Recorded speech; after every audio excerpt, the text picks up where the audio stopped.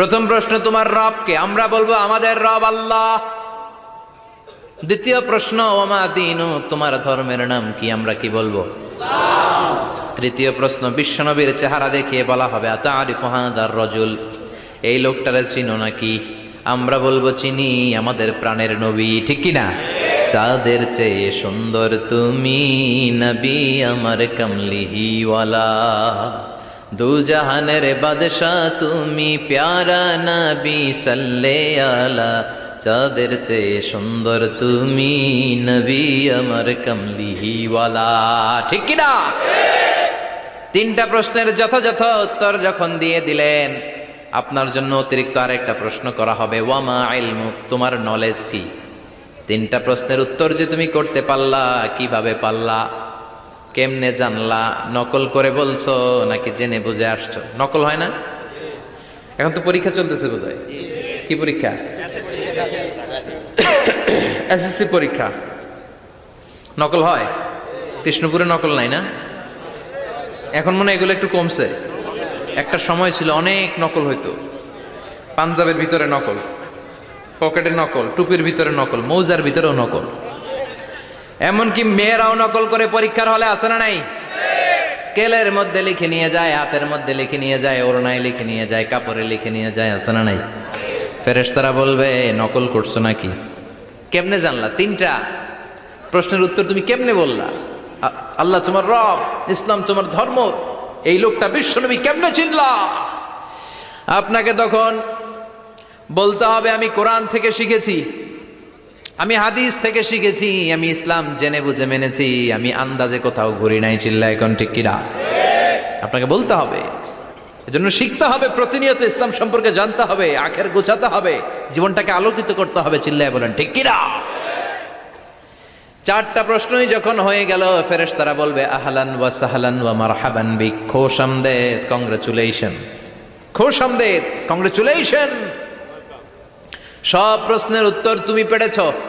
ফায়ুফসাহু লাহু কবরুহু ৭০ যিরান, আপনার কবরটারে ৭০ হাত লম্বা করে দেয়া হবে।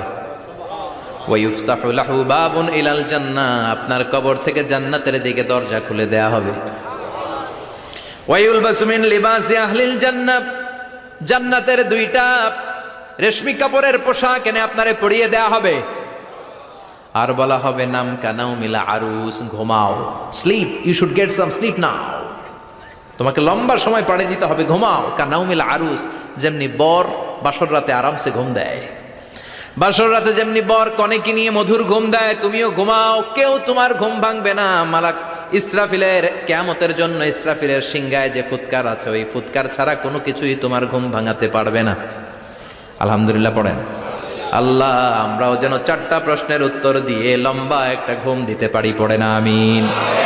ওয়াম্মাল কাফির ওয়া আহলুশ শিমাল, আর ইসলাম বিরোধী যারা, তাদের সামনে আসবে মালাকান আসওয়াদান আজরাকান, কৃষ্ণ বর্ণের দেহ, নীলাভ বর্ণের দুটো চোখ, গায়ের রং কালো, চোখের রং নীল। দেখতে কেমন লাগে?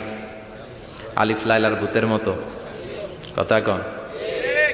গায়ের রং কালো, চোখের রং নীল। ফেরেশতা দুইটা আসবে, এসে ত্রাস সৃষ্টি করবে, এসে বলবে বল তোর রবের নাম কি? মার রব্বুক। ইসলাম বিরোধী মুশরিক, কাফের, নাস্তিক এরা বলবে আমি জানি না আমার রবকে,